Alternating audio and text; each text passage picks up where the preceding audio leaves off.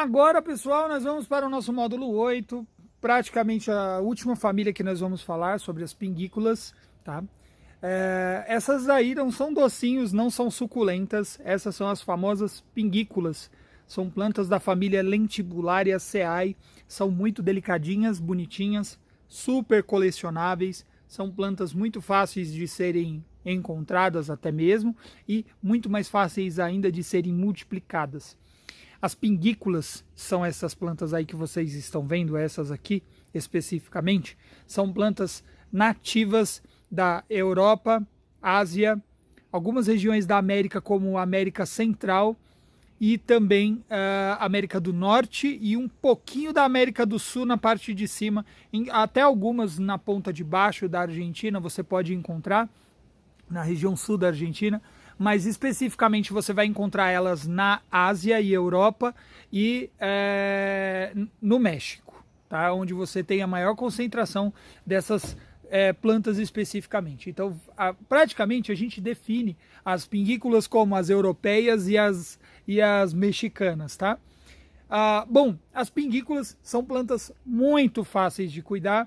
Existem cuidados específicos com pinguículas mexicanas e pinguículas europeias, mas a gente não vai focar nisso. Eu vou ensinar você como manter as pinguículas que são mais fáceis de encontrar aqui no Brasil, especificamente. E os cuidados que eu vou te dar aqui para essas pinguículas, eles são praticamente válidos para todas. Então, se você manter assim, você vai conseguir ter pinguículas europeia, mexicana, asiática, você vai conseguir de todo jeito, tá? Algumas especificamente necessitam de cuidados mais especiais, mas necessariamente falando, a maioria delas tem um cuidado muito semelhante, tá?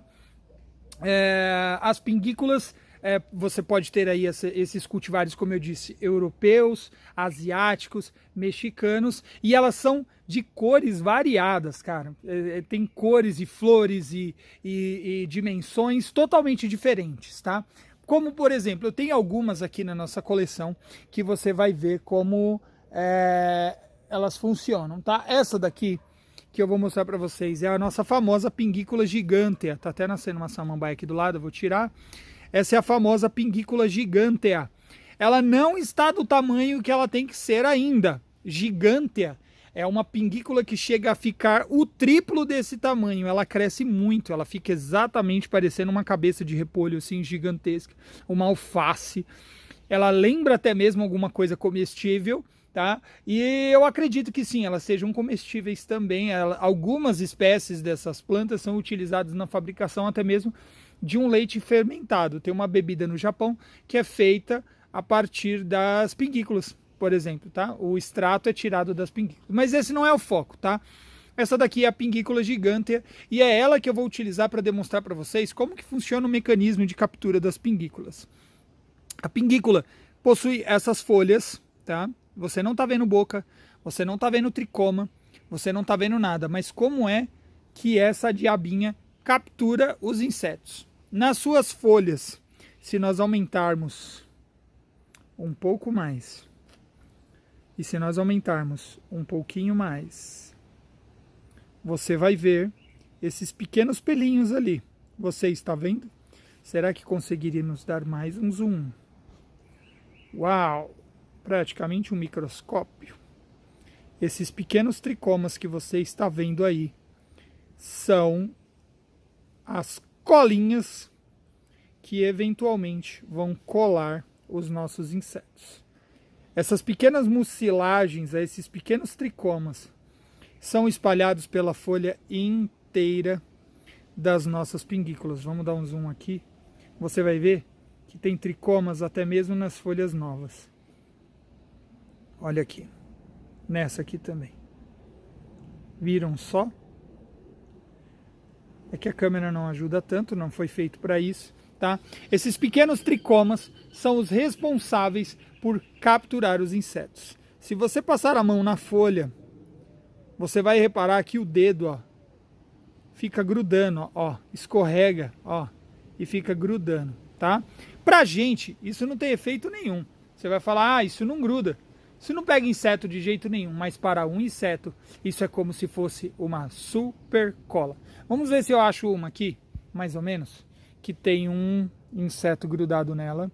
Ali, eu acho que essa daqui já tem uma e tem uma mosca grande até. Olha aí, gente.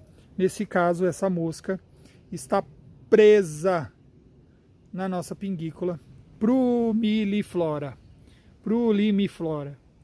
Olha aí, tá vendo? Essa mosca está presa na nossa pinguícula. Só que uma grande questão, ó, vamos ver se ela tá viva? Ela tá viva ainda, ó. A mosca ainda está viva, gente. Olha lá, ó. A mosca ainda está viva e está presa na nossa pinguícula. Só que para elas, a grande questão é o seguinte.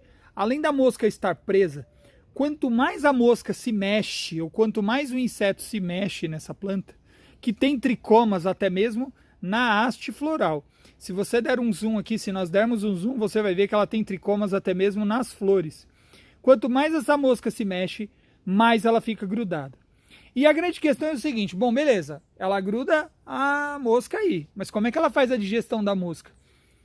A partir do momento que ela gruda a mosca aqui, a própria planta vai liberar uma enzima aqui, vai liberar uma substância, tá vendo aqui em cima, que vai fazer o papel de digerir aos poucos este inseto. A mosca não consegue sair daí, não adianta, ela vai tentar se bater, olha lá, tá vendo? Ela vai tentar se mexer, ela vai tentar de todas as formas sair do vaso, mas ela não vai conseguir, tá? Então, quanto mais essa mosca se mexe, mais ela fica presa.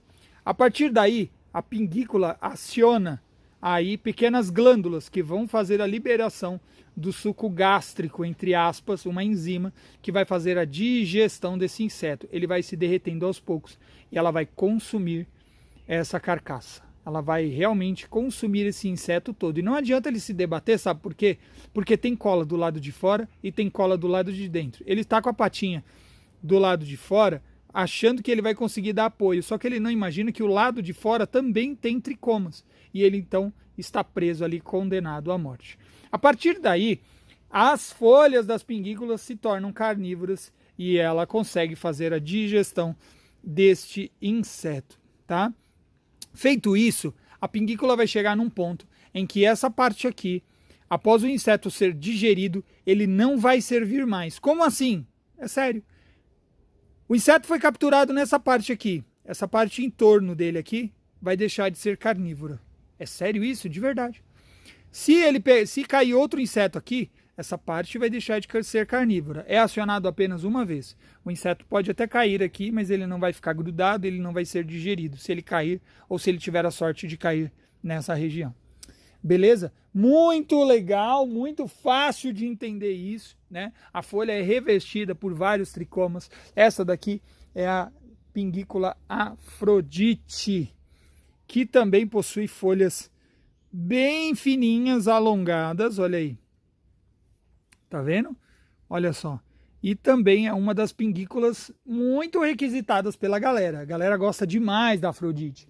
E também temos, vamos lá, vamos mostrar algumas outras para vocês. A Pinguícula Tina. Olha aí, essa daqui é a Tina, tá?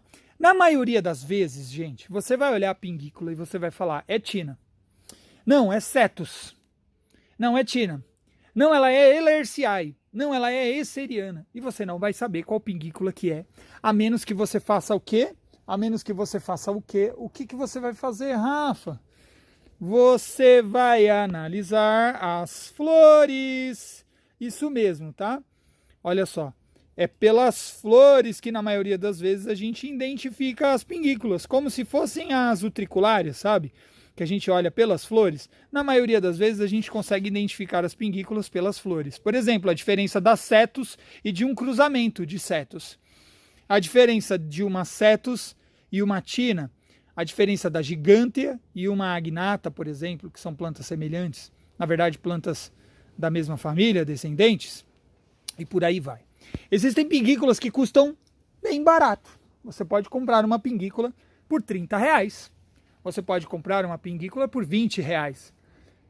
E existem plantas hoje que simplesmente não têm preço e não estão disponíveis no Brasil. A grande dificuldade de você ter pinguículas no Brasil está relacionada a uma grande questão.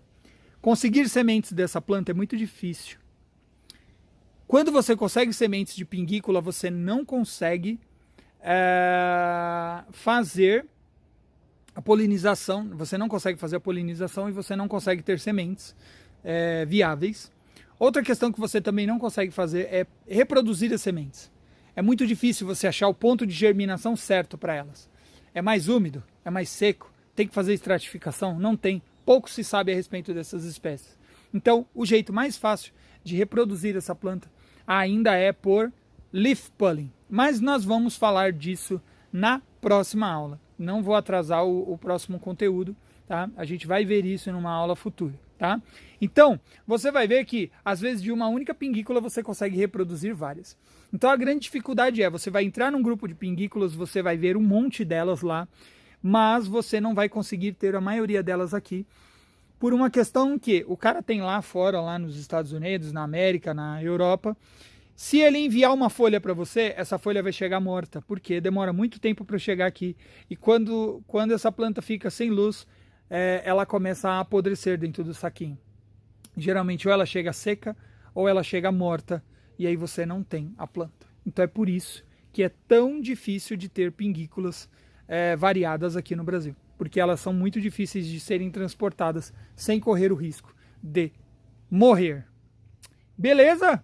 Bom, é isso aí, pessoal. Você viu aqui um pouquinho sobre pinguículas, aprendeu um pouco sobre elas, da onde elas vieram. Você sabe agora que existem pinguículas que ficam rosas, com flores roxas. Você vai ver algumas, por exemplo, assim, ó. Ah, isso aqui eu não mostrei, olha só que lindo. Essa daqui é uma Zachary versus... Ah, tá. Mirandai versus Zachary. Olha que chique. Essa é muito chique. Tem algumas que ficam com a borda roxa, como a pinguícula Ibarrai. Cadê a Ibarrai? Eu tenho uma Gigantea versus Ibarrai, não está aqui, mas eu tenho também. Ah, ela aqui, ó. Vou pegar para vocês verem. Inclusive tem um inseto lutando para sobreviver ali, ó. Olha lá.